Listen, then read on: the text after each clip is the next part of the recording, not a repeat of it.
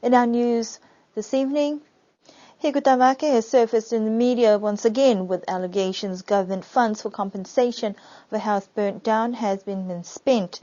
Public safety concerns arise with the bad weather affecting the island. Ikalistiniwe congregations gather for the much-anticipated Choir Fest. Hikutawake has once again surfaced in media reports with allegations this time concerning government funds.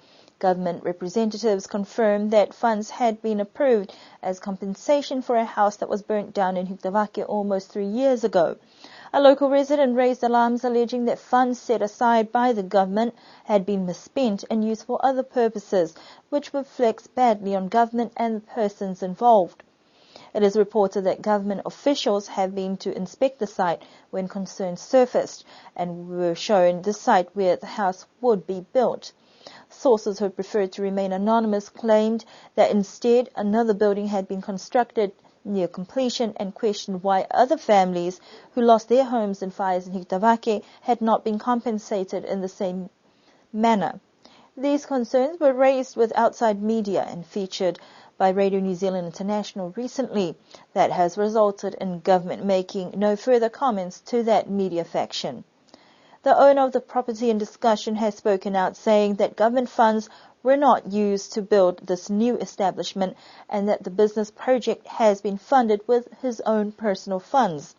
In addition, the house in question was a family home and therefore consultations needed to be done with the wider family before construction. He says that progress has been hampered by delays relating to land disputes and other issues. Mr. Talafasi, the village assemblyman, voiced disappointment that media had been misinformed and that the matter had been incited by those with political motives to discredit his reputation leading up to the elections. The current bad weather with heavy downpours and strong winds has increased the number of incidents of fallen trees blocking road access. This has raised a few public safety concerns about who is responsible for clearing fallen trees and overhanging branches. Yesterday, a large fallen tree blocked the road at Peta Hill and traffic had to be redirected. There have been several other incidents on roads in between La Kepa and Alofi. The Public Works Department responded that people should contact them if there are trees that have fallen, as they have the heavy equipment to clear them. However, in some instances, the New Police Department also respond for road safety, but have limited equipment to be able to remove large trees or branches. In the case for the clearing of overhanging branches, this is the responsibility of the Civil Division that have now been shifted down to the new fish factory. People are encouraged to contact the relevant agencies for an immediate response and report any incidents as soon as possible. Last Saturday, congregations of the Ecclesia Kerisiano Niue gathered for the annual Ahome Choir Festival at the Millennium Hall. The hall was packed with the sound of music, with a majority of traditional-style a cappella songs from each of the village congregations.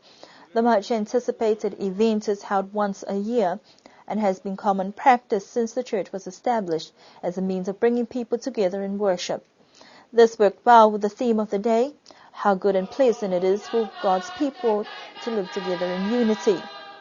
For some, it was an opportunity to release their creative musical abilities, and others a time to reflect back in time, singing traditional-style church hymns.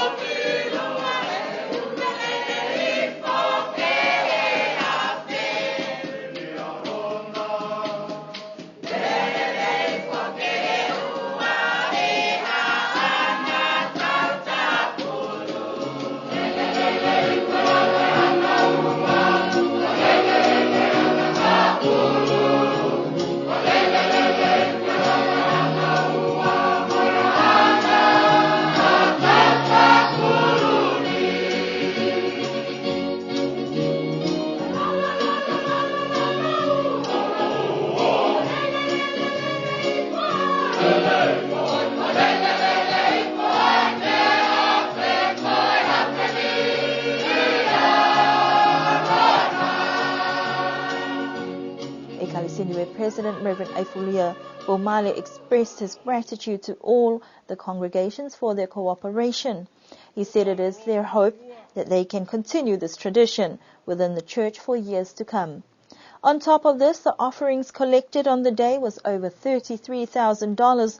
That is a huge increase from last year. These funds will go towards assisting with the ongoing developments of the Ecclesia Cristiano Niue. And those are our news stories for this evening. Do join us again for our next news bulletin on Thursday.